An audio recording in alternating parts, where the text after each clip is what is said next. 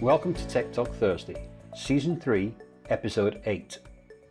The German engineering company Ersa is celebrating its 100th anniversary.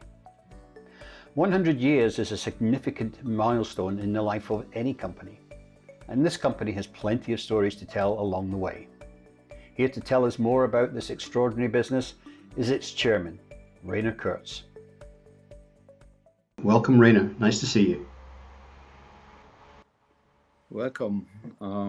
Nice to be in this interview. Yes, of course. We know many details about the early days of Ersa.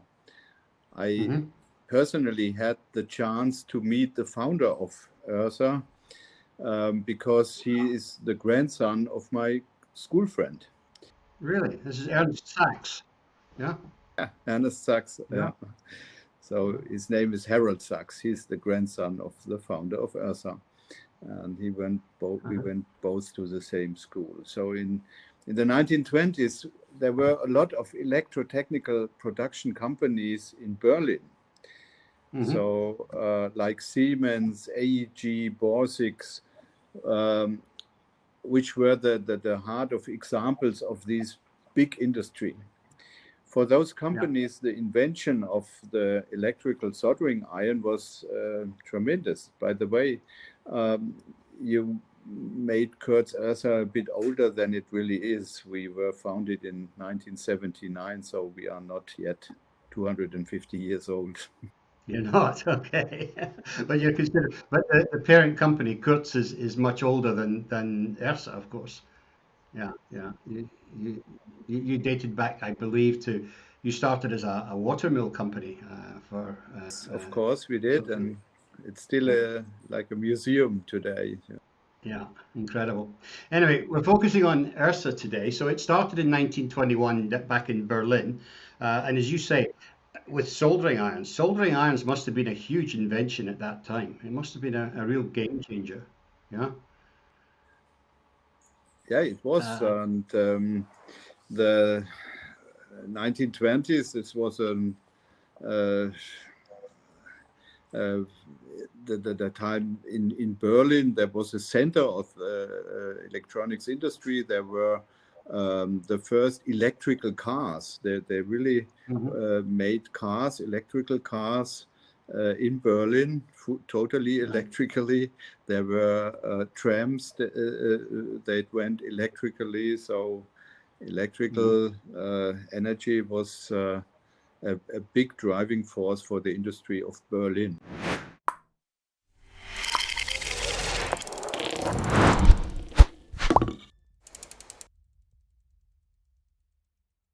So the company moved out of Berlin to a place called Tauplitz during the Second World War, and then eventually went to Wertheim, which is its current home.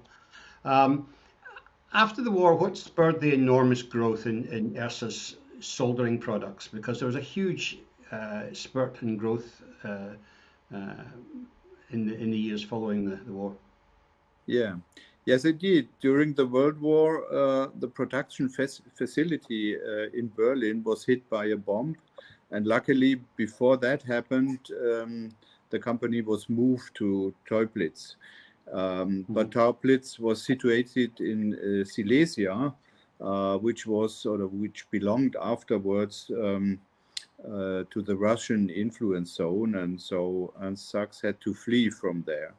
And luckily, he went to the place where his relatives and himself had their roots, to our area here in Franconia. So Wertheim became the new hometown for Ersa.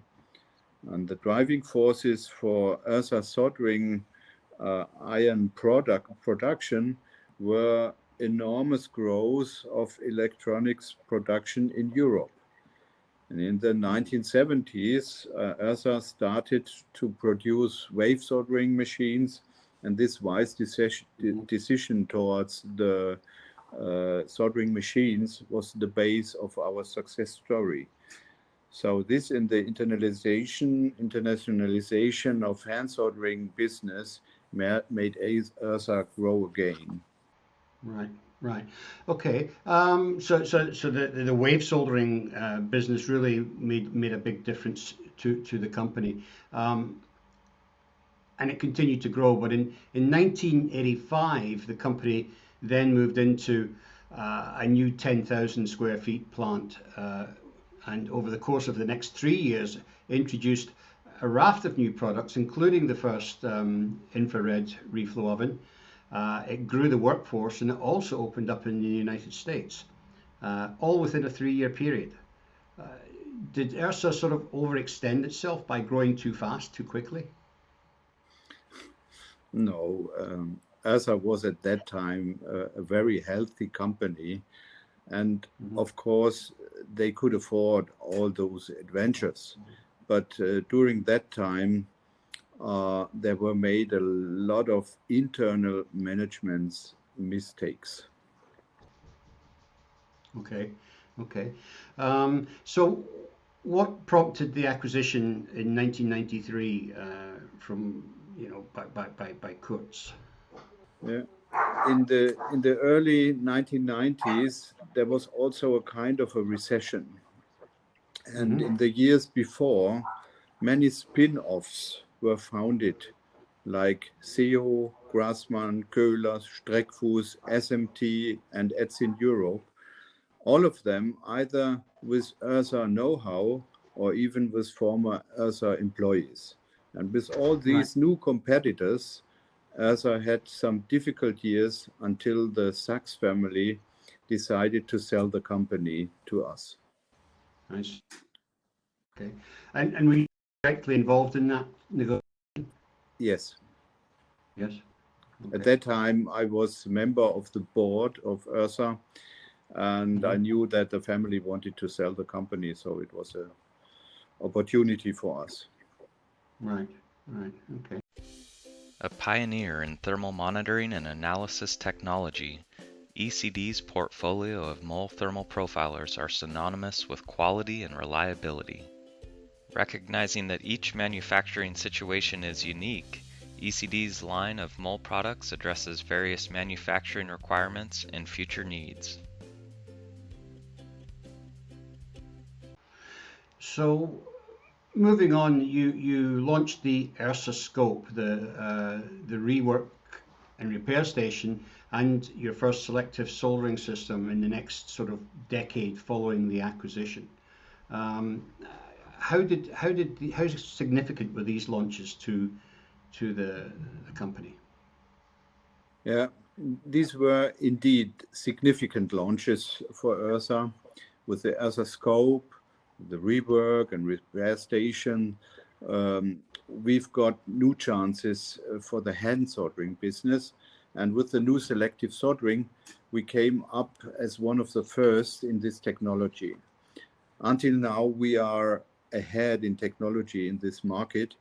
And in that period, we could also reap the fruits of the Kurtz strategy, which was internationalization of the business and the focus to the number one companies in the market and striving being ahead in technology. Hmm. Okay. So you did very well being one of the early entrants to that market for sure. But then, of course, we came to the 2008 and 2009 recession, which affected everybody. Um, how did that affect you? You're right. Recessions are always bad for our business. We Mm. had to overcome the crisis in 2001 with the dot-com bubble, and in 2009 with the financial crisis. But we always did our homework. And after the crisis, we were even stronger than before. Talking about the Mhm. current situation with the COVID-19 pandemic, we only had a very slight downturn, but absolutely not a heavy damage.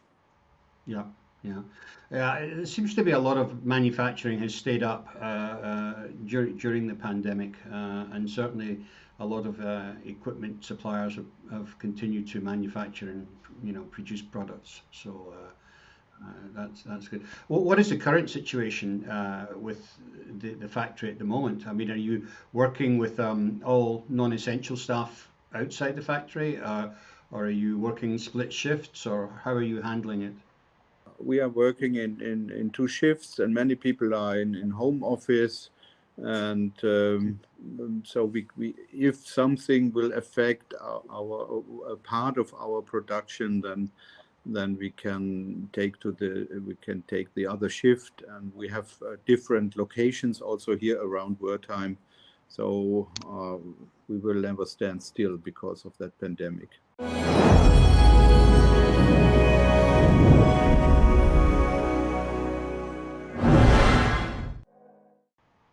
Yeah, yeah, yeah. Now, you're quite a major employer in that area. I mean, how many people do you have now within Kurz Ersa?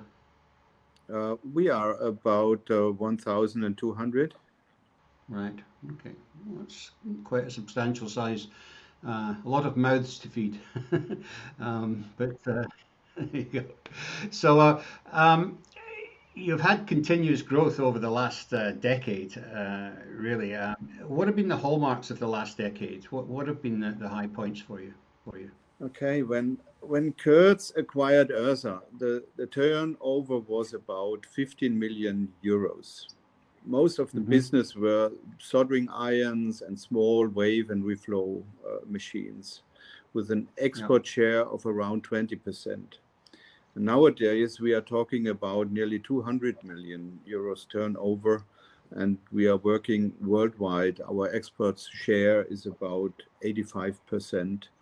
We have a lot of top technology products like screen printers, selective and wave soldering machines, up to reflow ovens with and without vacuum, and still a very Hmm. good running soldering iron business, including BGA inspection and fully automatic Yeah. rework systems. Yeah. Yeah. So a really good portfolio there.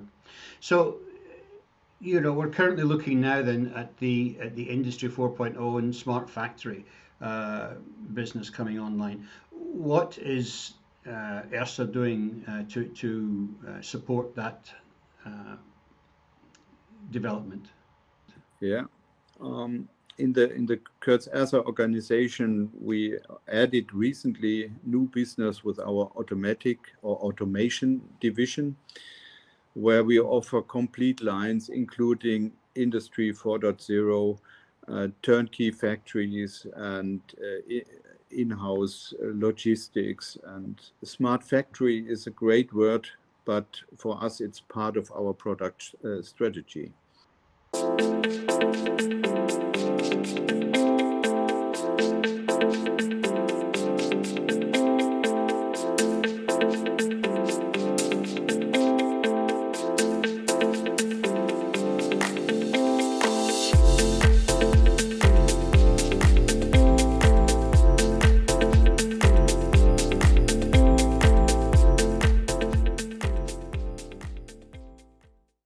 Okay. Okay. So are all of your machines CFX compliant now? Are you? Yes. Yes, you're all doing that. Okay. So where do you think Ersa? Tell us what you think is going to happen over the course of the next 5 years. Where do you see Ersa developing? Okay, let's look a little bit in the big ball. Crystal ball. you, Yeah. you will see Ersa with answers to all recent megatrends. Our products will make the electronics production more sustainable and continuously more effective. There is room for further growth, and we will take Mhm. these opportunities. There is a room for further development in technology, and Ersa will follow its long-term strategy with a more and more international business, including development and production abroad. Whenever and wherever the customer will need us, we will be there. Okay. Okay. Now you delved a little bit into robotic soldering. You had you have a small one that I've seen at trade shows before. Are you planning to do more in that area and do more in the robotics side? Yes, because we are in automation now, and robot systems we are very familiar to, and this will also have possibilities for this kind of business. Yeah. Okay. Good. Excellent. Well, it certainly had a very illustrious career, a great history. It's one of the stalwarts of the electronics manufacturing industry, and I want to congratulate you for all the things that Ersa has brought to the industry and for talking to us about it today. Thank you very much, Trevor. Okay. Global SMT and Packaging opens the windows of the world to bring you the latest news and technologies from Munich, from Bangalore, from Shanghai, from San Diego.